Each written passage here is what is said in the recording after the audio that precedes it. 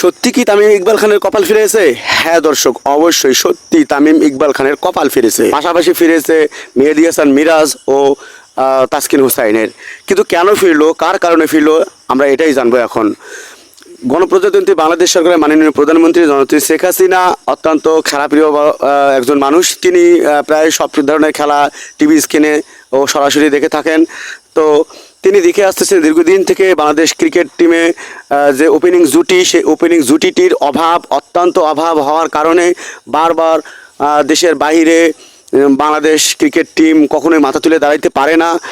প্রথমবারেই তারা যখন ওপেনিং জুটি ভেঙে যায়, তখন মিডল অর্ডারের যে ব্যাটসম্যান আছে তারা টিকতে পারে না, যার কারণে ধীরে ধীরে বাংলাদেশ টিম প্রত্যেকটি দলের কাছে হেরে যায়। ইউএসএর মতন সামান্য একটা ক্রিকেট টিমের কাছে বাংলাদেশ হেরে যাওয়ায় অত্যন্ত লজ্জাকর একটা অবস্থায় পড়েছে। এইসব যখন মাননীয় প্রধানমন্ত্রী জননেত্রী শেখ হাসিনা দেখতে পারেন, তখন সঙ্গে সঙ্গে ক্রিকেট টিমের যে সভাপতি পাপন সাহেবকে তিনি আমন্ত্রণ করেন যে তামিম ইকবাল খানকে দলে নেওয়ার জন্য। এদিকে কপাল ফুরেছে বাংলাদেশ টিমের বর্তমান যে অধিনায়ক নাজমুল হোসেন শান্ত ও লিটন দাসের জন্য, কেননা তারা দীর্ঘদিন থেকে বাজে পারফরমেন্স করার কারণে বাংলাদেশ টিমের এই অবস্থা।